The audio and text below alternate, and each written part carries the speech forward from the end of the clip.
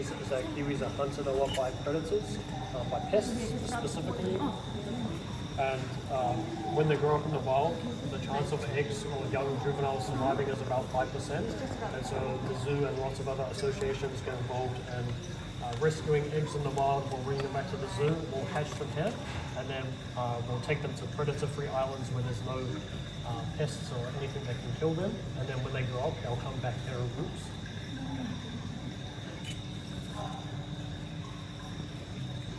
See his back. Yeah. See his back through the camera. You see his back.